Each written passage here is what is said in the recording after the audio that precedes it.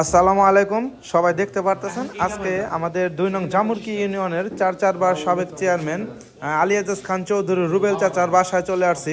তো রুবেল চাচা দেখতে পারতেছে এইখানে প্রচণ্ড ঠান্ডার কারণে কিন্তু কম্বল বিতরণ করতেছে। তো আমরা জানার চেষ্টা করব এগুলো কোন কোন মাদ্রাসায় বা ইতিমখানায় এগুলা যাচ্ছে। আকিব ভাই, এটি কোন কোন মাদ্রাসা যাবে? এটা যাইতেছে ধল্লা কওমি মাদ্রাসা। ধল্লা কওমি মাদ্রাসা। আপনারা মানে ধল্লা কওমি মাদ্রাসার লোক তো না? জি, ধলা কওমি মাদ্রাসা বলতে আমার বাবা কওমি মাদ্রাসায় জায়গাটা প্রতিষ্ঠাতা, জায়গা টাকা দিছে আমার বাবা, সাবেক চেয়ারম্যান আনোয়ার সাহেব, আনোয়ার কাকা, এরাই ধলা মাদ্রাসায় জায়গাটা দিছে। আকিব ভাই, এর আগে দেখলাম আরো কিছু গেল, ওইটা কোন জায়গায় গেল?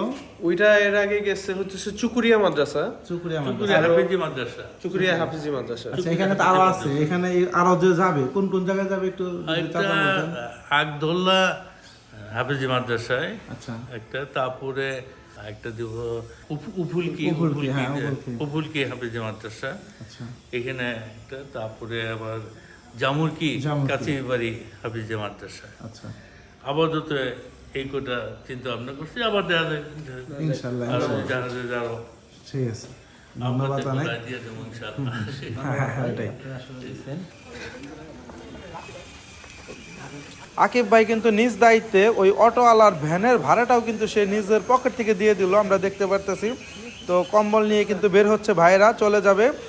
আকিব ভাই আর রুবেল চাচার জন্য সবাই দোয়া করবেন, সব সময় জানি গরিব মানুষের পাশে দাঁড়াতে পারে।